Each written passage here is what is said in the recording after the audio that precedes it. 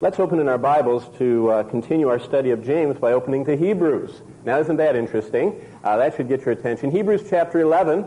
We're looking this morning as we continue through the book of James at the attitude that these first century Christians had that made them so powerful. And I think that in order to understand the words of James, we have to see the background of Hebrews chapter 11, and specifically verse 10. And the writer of Hebrews is eloquently writing about the reality of something that those first century saints possessed. And that was that those first century saints knew that devotion to God, the Father, the Son, and the Holy Spirit issued forth into a life of sacrifice. Now look at Hebrews 11:10. It describes the great heroes of the faith, both from long ago and then of recent days in the first century. And it says in Hebrews 11:10, "For he waited for the city," talking about Abraham, "which has foundations, whose builder and maker is God." Now, slip down to verse 13 of Hebrews 11. "These all died in faith, not having received the promises." Now, for a minute, think about it. The promises of endless life, of endless joy, the promises of God wiping away all tears. They had a lot of promises, but they didn't ever get them in this lifetime. I mean, these people, as it says here, were hounded, stoned, sawn asunder. They were imprisoned. They wandered about in sheepskins and goatskins. They were destitute, afflicted, and tormented. Doesn't sound very good, but continuing in verse 13. They didn't receive the promises, but look at what it says in verse 13. "But having seen them afar off, they were assured of them. They embraced them. They confessed that they were strangers and pilgrims on the earth." Verse 14, "For those who say such things declare plainly that they seek a homeland." Verse 15, "And truly if they had called to mind that country from which they had come, they would have had opportunity to return." They could have gone back. They could have left the affliction and tormenting, the destitution, all that stuff. They could have just kind of blended into the world. But verse 16 says, "But now they desire a better, that is a heavenly country. Therefore God is not ashamed to be called their God, for he has prepared a city for them." These first century church members that we're looking at in our study of James knew that devotion to Christ means sacrifice. They saw it in the history of the people that went behind them. They saw it in the recent history of the apostles that brought the gospel to them. And they saw it in their very own lives as they suffered persecution. And the eloquence of the writer of Hebrews is so evident, as he said in this passage we read this morning, that those who walk by faith do so in lifelong sacrifice. Well, what drives God's servants to make sacrifices like this? And I could read all of Hebrews chapter 11. They dwelt in tents, and they were in all this deprivation. What motivates them to make such sacrifice? Devotion to Christ. And when you're devoted to Christ, it issues forth into sacrificial living, sacrifice. Let me take you back a few centuries from us, but after the events of the first century. In 1555, the English bishop and reformer and martyr Hugh Latimer, by the way, we just 3 weeks ago were parked in a traffic jam in Oxford, England, as I was trying to get my head out the window as Jim Kessler was driving, because I was trying to get a picture of this monument, and there was such a traffic jam. If you've ever been in those, they drive on the wrong side of the road, or we do, somebody does, but we were definitely mixed up there. And I was trying to get a picture of this monument that's right in the center of town. I mean, it's surrounded by hot dogs, trucks, and it's surrounded by people that are selling postcards, but right in the middle of all that is this gigantic monument, which is set over the spot where the fellow I'm going to read to you about was burned to death on a wooden stake. And that was just 400 years ago. People were being burnt to death for their faith in Christ in England and other places. But listen to him. Hugh Latimer knew that devotion to Christ means sacrifice. Latimer was sentenced to be burned at the stake because he held a pro-Reformation position. What was the Reformation position? Sola gratia, totally by the grace of God. Sole fide, totally by faith. Sola scriptura, which means solely through or only through the scriptures we find life in Christ. It's not through human works. It's not through human achievement. It's not through the church. It's by Christ. He believed those simple truths that we believe, And prior to his death, his convictions were set forth in an open letter he wrote to what he entitled All Genuine Believers in Jesus Christ. And let me read to you from his letter. He wrote this as he was in his prison cell before they were taking him out and tying a chain around him and burning him to death, where that marker is today in Oxford, England. Beautiful words. This is what he wrote. Die once we must. How and where we know not. Here is not our home. Let us therefore accordingly consider things, having always before our eyes the heavenly city, and the way thereto in persecution. Did you catch that? He said, we're going to have to die anyway. Why not die with our eyes on the heavenly city and not turn back? Devotion to Christ. Devotion to Christ demands sacrifice. Latimer was executed, and in 1555, with his dear friend and colleague Nicholas Ridley, and as the flames were being lit, they marched them up there. It was quite a big ceremony. They wore a special outfit, and which showed they were, really outcasts of the church, and they would put devils on their outfits to show that they were going straight to hell, according to the Roman church. And they would go up with this hood over their head, and they would be marched up in chains, and then they would have to back up to this big telephone pole, and then they'd wrap the humongous chain around them to hold them against the telephone pole. And as he was up there, the people crowded in. This was a real spectacle. People enjoyed watching this. As the flames were being lit, an amazingly composed Latimer turned to his fellow martyr, Nicholas Ridley, and said this, and this is in history books because it really struck the people. He said, "Be of good comfort, Master Ridley. Play the man. We shall this day light such a candle by God's grace in England as I trust shall never be put out." You know what happened? The tide turned. The Reformation took. England became a bastion of Christianity and of evangelical Christianity. And to this day, if you ever go on one of HMS, Her Majesty's Service ships, any of the Royal Navy, if you looked at the rope and held it sideways, in the center of every rope on every ship in the British Navy is a red thread. Do you know why? Because Her Majesty said, I want every seafaring man to remember that it's only the red crimson blood of Christ that cleanses from unrighteousness. And I want those men, and I want every ship, and I want every rope on every ship to remind them of the blood of Christ because of these men's sacrifice. What drives God's servants to make such sacrifice? Devotion to Christ. And devotion sacrifices. So the first century church people, they knew about sacrifice, and they knew devotion to Christ sacrifices. 16th century reformers knew that devotion to Christ cost something, and if you are devoted to Christ, you'll sacrifice. Let's come to near the present. In the 19th century, a little-known fellow that's every book about him is worth its weight in gold. His name is John Paton, P-A-T-O-N, knew that devotion to Christ meant sacrifice. He accepted an immense challenge while he was a student at a Bible college in London. At that time, God called him to go to the cannibal-infested New Hebrides Islands down in the South Pacific. That would be a hard thing for a young Bible college student to say yes to.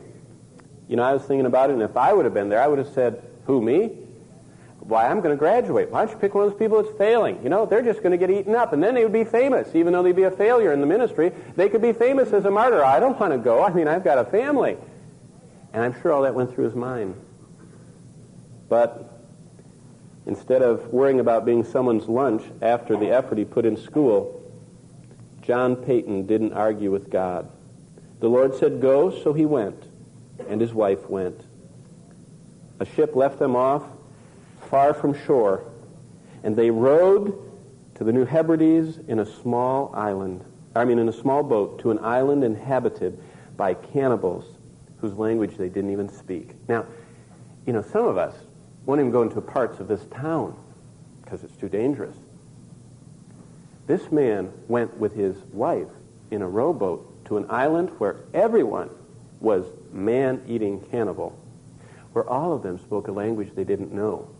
And he didn't take a gun, and he didn't take, a SWAT team with him, and he didn't take an electrified security system. He went to that island because simply and only God called him to go. The book is, you can't put it down, it's so good. But from the moment they set up their little hut on the beach, the Lord miraculously preserved them. Many months later, when the chief of the tribe in that area was converted to Christ, this head-hunting cannibal, he asked John Paton where the army went that had surrounded his army every night, or his hut every night. He said, we came many times to get you. And every time we came, he said, you had an entire army of British troops encircling your hut. He said, where did you keep them during the day? He said, at night they were there, standing guard. And John Payton said, God's holy angels had stood guard around my hut. After he was there only a few weeks, though, his wife gave birth to their baby. And both his wife and the baby died in childbirth. All alone on the New Hebrides, he was forced to sleep on the graves of his wife and infant child to keep the cannibals from digging up the bodies and eating them. In spite of the great challenge that he faced, he decided to stay. Why? Listen to his reasoning. This is what he wrote. The adversaries were many, but that's where God wanted me. That's where God wanted me. And what drives God's servants to make such sacrifices? Devotion to Christ alone. And devotion to Christ sacrifices. Have you ever sat back and pondered how God has used people through the centuries? Have you ever seen the common thread that's in all their lives? Every one of them you can connect together, kind of like children's games of connecting the dots. There's a common element that connects all the people whose lives God has used through the centuries. And that common thread, the common denominator, the common line that you can draw between all of them is that when God asked them to do something, they were willing to do it, knowing full well that it would cost them great sacrifice. Devotion to God led them to sacrifice for God. Let me just give you, as we head back toward the New Testament, a litany of those who sacrificed. Enoch, in Genesis 5, had to go against the entire flow of culture around him to walk with God. Everybody else was walking with the world. Enoch walked with God, and he walked alone with God. Now, some of you might think you're all alone, but you're not. Look at, there are a few hundred people around you, and there are many more, thousands and millions around the planet. But as far as we know, when Enoch was walking with God, he might have been the only one on the planet. And every imagination of their hearts was only evil continually.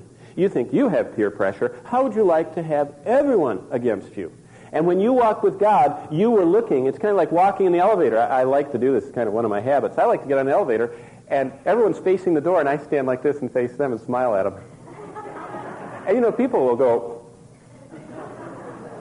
what's wrong with you? You know, they're all looking at someone's back of their head, and I'll look at them and smile. But, you know, that's because I want to remind myself that most of us in this world are going against the stream and against the flow. Enoch was. Noah, he had to sacrifice his everyday way of life if he was going to devote himself to God. God says, I want you to build a boat. He had to give up his ranching or whatever he was doing and build a boat for over 100 years. How about Abraham? God says, hey, I want you to give up your culture. I want you to give up your comfort. I want to give up you to give to me the control over your life. All that if you want to become the father of God's chosen people. That's Genesis 12, verses 1 through 8. And you know what Abraham said? Yes. I'll go, I'll do, I'll give up, I'll leave behind. I'll follow you, I'll dwell in tents. I will wait endlessly, if necessary, for this son of promise. How about Moses? Moses had to leave the comforts of Pharaoh's court in order to stand for God. Later, he had to get out of his comfortable obscurity in Midian on the backside of the desert to stand for God. That's Exodus 3. But every time God said, leave your comfort zone, leave the area that you like, God's servants, if you trace the line between all of them, are willing to sacrifice. David couldn't keep the simple life of a shepherd boy and still be God's king for Israel in 1 Samuel 16, verses 1 through 3. He had to give it up. He had to sacrifice to serve God. Elisha had to leave his oxen, which was basically the sign of his business. He had to leave all of the family behind and all the security attached to it to go for God as a prophet in 1 Kings 19:16. And Elisha sacrificed it all to serve God. And then we could go through many more, but the last one I have is Daniel. Daniel had to leave the crowd who were his own Israelite peers. I mean, the crowd of God's people wasn't even going God's way. And Daniel had to leave the crowd and turn from his own peers and even had to give up his job security in order to become God's man for the era in which he lived. And that's the first 6 chapters of Daniel. And he gave up the potential for royal service. He gave up the potential of making and winning friends and influencing people for God. And so what did God do with him? After he turned his back on all them and risked everything, God put all... I mean, do you ever hear about the rest of those Hebrew captives other than the ones that stood up for God? No. But you hear about Daniel and Shadrach and Meshach and Abednego. Why? Because they were willing to stand for God. And devotion to Christ involves sacrifice. Always has, always will. And what drives these and all of God's servants to make sacrifice? Devotion to Christ. And when you are devoted to Christ, you're willing to sacrifice comfort, time, security, even family, as John Payton did in New Hebrides. Well, turn to Matthew with me. We're going to take a few snapshots on our way through the New Testament to the book of Acts. And Matthew chapter 2, in verse 11. And I just want to show you some sacrifices of devotion in the Gospels. Those were some portraits from the Old Testament, those 7 I mentioned. But in the New Testament, we have the same idea, sacrifices of devotion. And the first one is the wise men sacrificed to worship Jesus. Look at Matthew 2:11. And when they had come into the house, they saw the young child with Mary, his mother, and they fell down. It's interesting. You want to study something interesting. Look at the positions of worship. Falling down is regular. All the way through the book of Revelation, they must have had knee pads on because they're always falling down. They're falling on their knees. They're falling on their faces. They're laying down because they so want to show God that he is everything, and they don't want to get any of the attention, so they kind of drop out of sight and fall down. And these wise men fell down, worshipped him, and after they worshipped him and humbled themselves, they opened their treasures and they presented gifts to him: gold, frankincense, and myrrh. They came to see Jesus. At what cost? Well, probably they traveled over a year from way off in the far reaches of the Medo-Persian Empire, maybe toward India. And you know, travel is very difficult across that part of land. I mean, regularly we let people off the tour bus when we're over there doing a Bible study conference in Israel, and we let them walk around out in the desert. And you know what? People, after a few minutes, they kind of get right back up to the vehicle. They don't like to be away from it because it's so desolate. It's so quiet. You don't hear anything except your own breathing. It's very quiet out there, and it's kind of overpowering. And these men subjected themselves to a year of travel at that great cost, and they traveled, and what did they do? They came from afar, and they fell before Jesus, and they offered their treasures to him. They wisely sacrificed to worship Christ. And it doesn't stop there. Look at chapter 4 of Matthew's Gospel. I'll show you another one. The disciples, the first disciples, like the wise men, also sacrificed to follow Jesus. Those first followers left behind their security to follow Christ. Matthew 4:22. When Jesus called, look what happened. And immediately they left the boat and their father and followed him. They left the boat, source of security and income, and their father, source of, all the security that would provide. They left that behind to follow Jesus. The first disciples sacrificed to follow Jesus. Look at chapter 6 of Matthew, a little bit further. Jesus' first sermon. What does he preach about? Sacrifice. Sacrifice. He said, if you want to invest with me, you've got to exchange your earthly treasures for ones in heaven. You've got to give them up. He says you can't have both. He says you can't hold on to it here and get it there. He says you got to let go here in order to have it there. I can remember my first experience. As a young man, I got my credit card. Back in the 70s, that was a big deal. And I remember getting my credit card out, and I went, and you had to stand behind the glass, and it has that little tray that goes underneath, and the person going, how are you doing? You can't quite hear that microphone they have at the gas station. And I remember I had my credit card, and I stood there, and they went like that. And I thought, I'm not going to turn loose this thing. My mom told me, don't let anybody have it, And so there I'm standing, they go, come on, put that in the thing. And I said, what? And they said, put it in the thing. And so I set it down there, and they grabbed it, and they were behind the glass, and they had my credit card. It's hard to turn loose it, but I found out to get the benefit of it, you had to let go of it so they could do whatever they did with it and charge me. By the way, they punched one too many buttons and charged me $600 for my gas instead of $6. And they said, but it's automatic, and we'll just issue you a $594 credit. I knew I should have done what Mom said, not giving them that credit card. But you know what? You had to let loose of it for the benefit. And look what Jesus says. You have to let loose of it. Matthew 6, 19 and 20. Don't lay up for yourselves treasures on earth. Why, Jesus? Because moths will destroy it. Now, what you say, wait a minute, we have mothballs. Well, back then, they didn't. They had wormwood. Wormwood is a bush that grows. It's an herb. And if you cut your wormwood bush off, I grow wormwood. It's a nice herb. And if you turn it upside down and hang it in your closet, it's supposed to ward off moths. The problem is it falls apart and gets all over, you know. It's kind of not real efficient. But even with wormwood back then, moths still came in and ate their silk and their precious garments. And rust destroyed. And thieves broke in and stole. He says, why would you ever put your treasures somewhere where they can get wet and moldy and rusted and have people steal them when you can lay up your treasures in heaven where, he says, we don't have any moths up there. We don't have rust. There's no mildew. There's no flood. There's no storms. And there are no thieves allowed to break in and steal. And Jesus said, if you want treasures in heaven, exchange them now. Kind of like the Russians. Did you know they're changing their money? As I told you, when we went out with the Merrills, and I see Scott up there, and I paid for his dinner. He's one of those heavy eaters at the end of the table I told you about. But it cost 1,000,000 rubles. That's less than $40. And you know what Yeltsin just declared last week? He said, we're going to knock the last 3 zeros off all the money. They actually should knock the last 6 zeros off, really. But they're going to knock the last 3. And he said, you got to exchange your money. Give it to me, he said, and I'll give you the new money. It doesn't sound very good to me, But he said, if you want your money to be worth anything, you got to trade it in, the new Russian ruble. Jesus says, hey, I'm not going to trick you. I'm not trying to get your money. He said, what I'm trying to get is your devotion, and devotion will sacrifice. Keep turning to Matthew 26. I want to show you another one.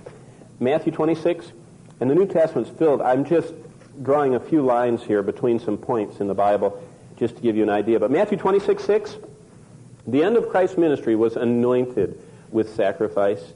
And this is so beautiful. When Jesus was in Bethany, verse 6, at the house of Simon the leper, a woman came to him with an alabaster vial of very costly perfume, and she poured it on his head. Now, for you to get the idea, some of these vials are still there. In fact, in the burnt house, it's called, in Jerusalem, they have a place that made this expensive perfume, and it was destroyed in the destruction in AD 70. And when the house burned, the roof fell in, and it sealed everything, so all the perfume bottles didn't get broken or stolen by the Romans, and they're all still there. And it's very interesting to see them. They're exquisite, delicate vials, and they would seal them with the perfume inside so it wouldn't evaporate or lose its beautiful fragrance. And if you wanted to use the perfume, instead of having a nice cork or a nice screw top, you had to break off the top and pour it out, and it was gone. You didn't get to put it back together. And so this woman broke her vial of very costly perfume, and since she couldn't keep it, it was just filling the room, she dumped it on Christ. She lavished it on him. That's a beautiful hymn, broken and poured out in devotion to Christ as he reclined at the table. And to those who weren't worshiping, verse 8, they says, wow, this is waste. But Jesus said, hey, verse 10, she's done a great thing.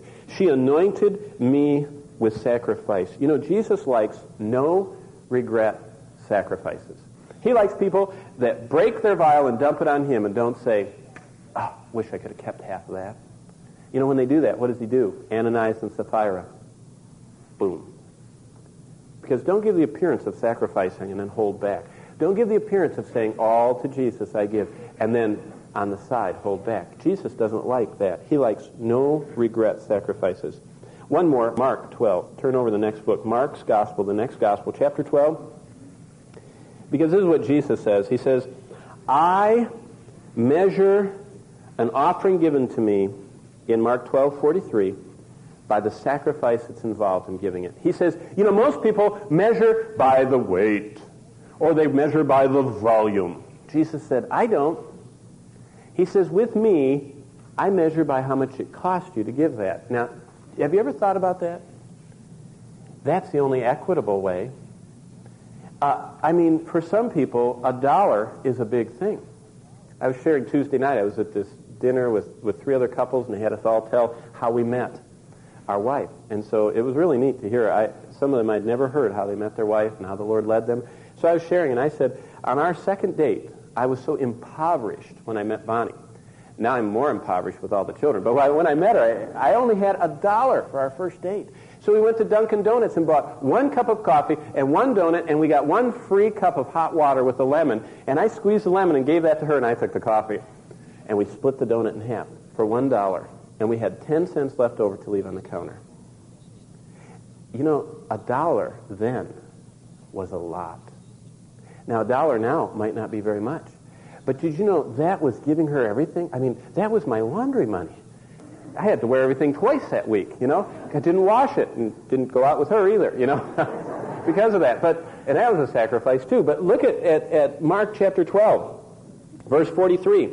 Jesus called his disciples and said, look at that poor widow. You all know the story. It's the widow's mite, and she had 2 little leptons, they're called. And they're so small that they could fit on your thumb, and you could cover them with your finger, and no one could see them. They were called onion skins back then. They were so tiny. They were worthless to most people. This is everything she had. She had 2 little coins that were stuck on her finger, and she had to hold them so she wouldn't lose them. And Jesus says, watch her.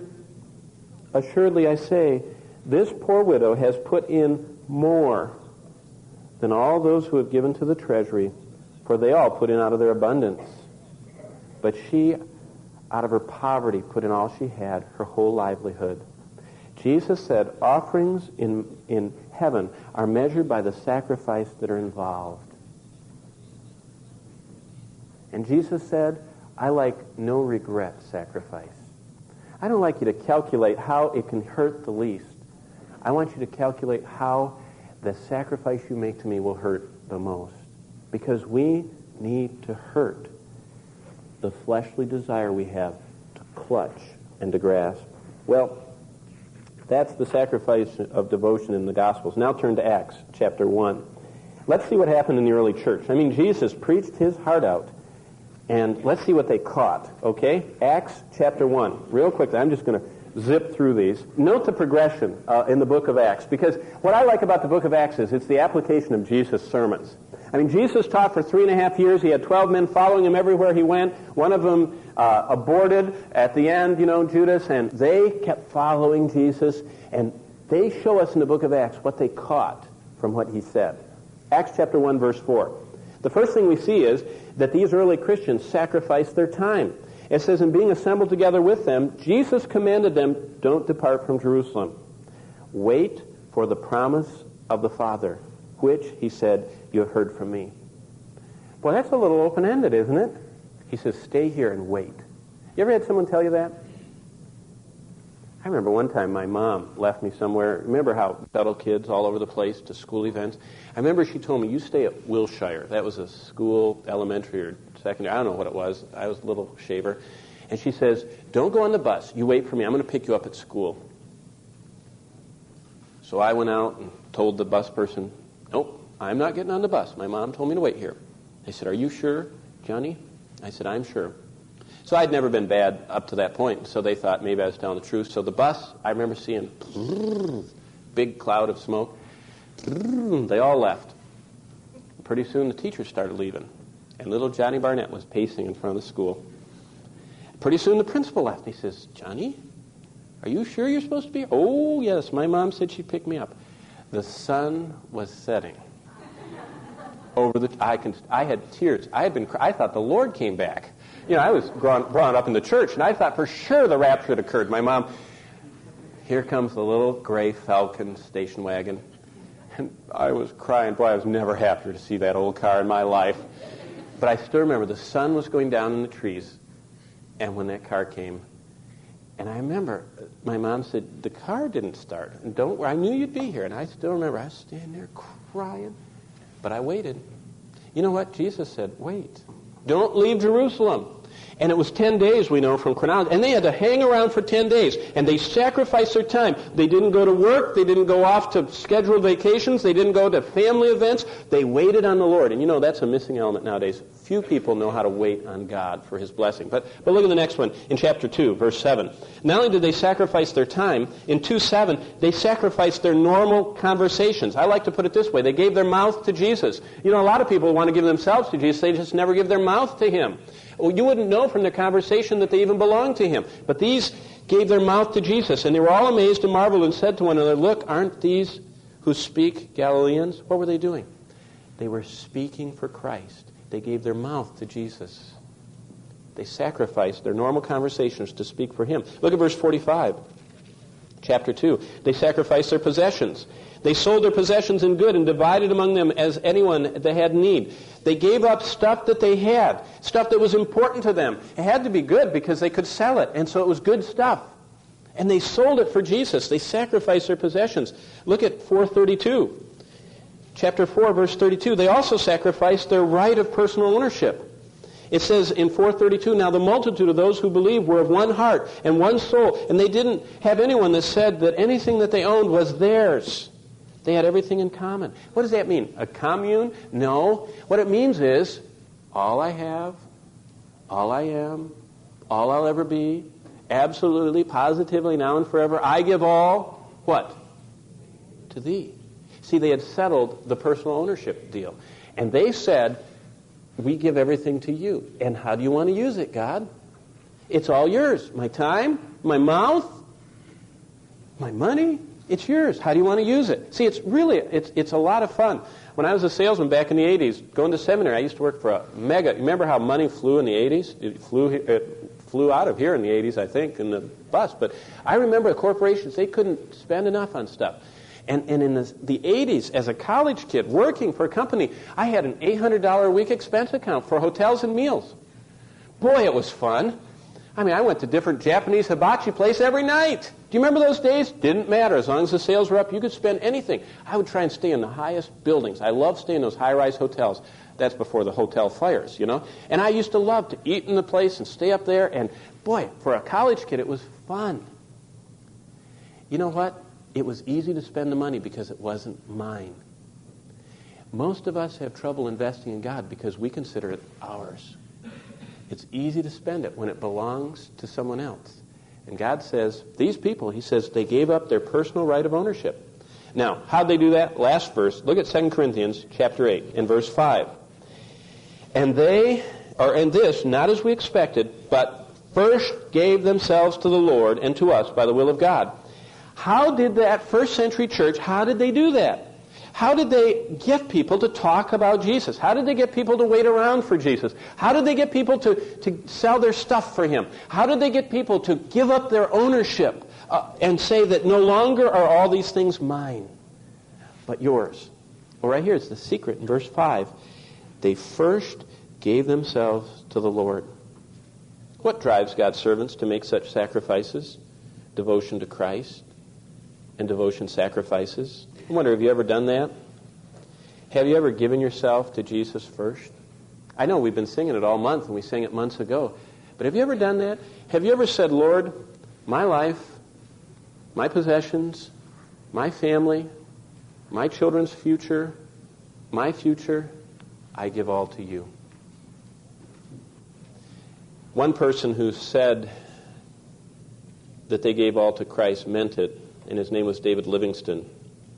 He was a pioneering missionary to Africa. He wrote his prayer before he left. I'll read to you his prayer.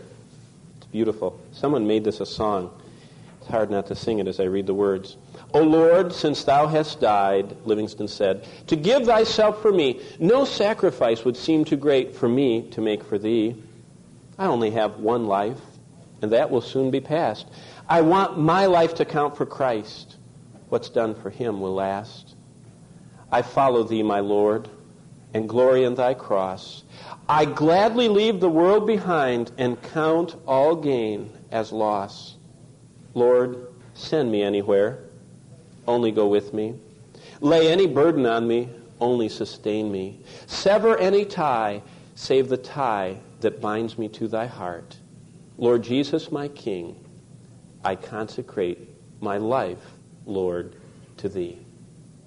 What did that mean for him? It meant he lived in a tent, on a cot, in the rainforests of Africa, ministering to souls the gospel of Jesus Christ.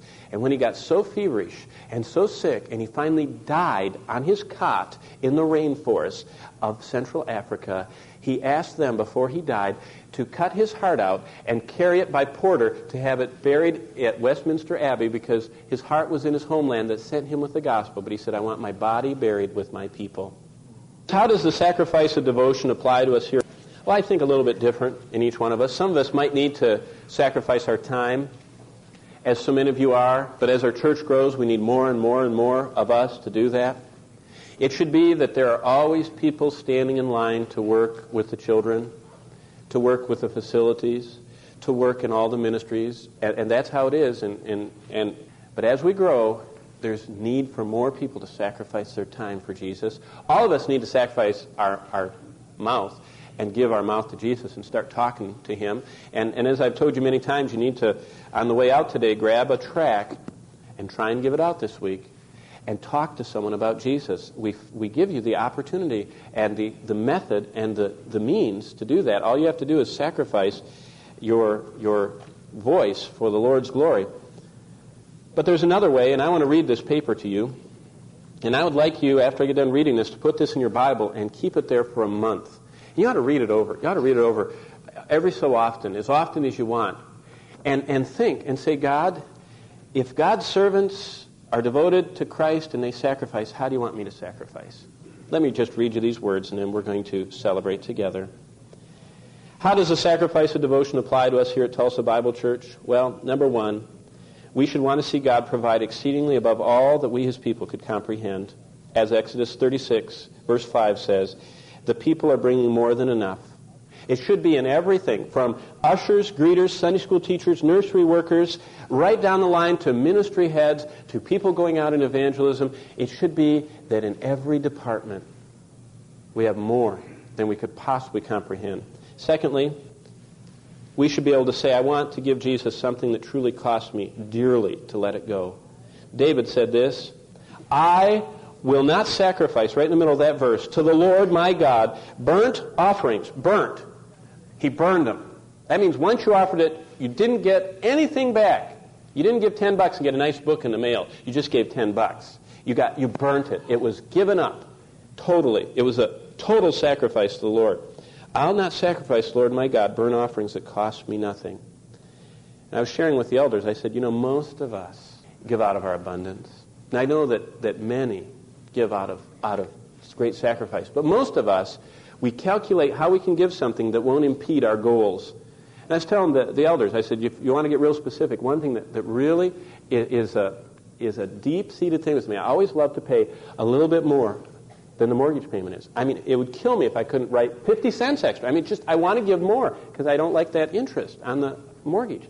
And I said, for me, to not pay the overage would be a step back. And for you, just think in your mind, what is it that would hurt you? What would cost you something to give it? And you know what? That's what we should want to give to the Lord. Something that truly costs us, that impedes our financial goals. Thirdly, I want to sacrifice today in order to lay up my treasures where they'll never get rusted, rotted, ruined, or how about this, ripped off? That's another R. I just thought of that one. Not stolen, ripped off. We should want to put treasure somewhere where nothing will get to them. The next one, I want to show my love to the Lord Jesus by investing my dearest treasures in His precious church.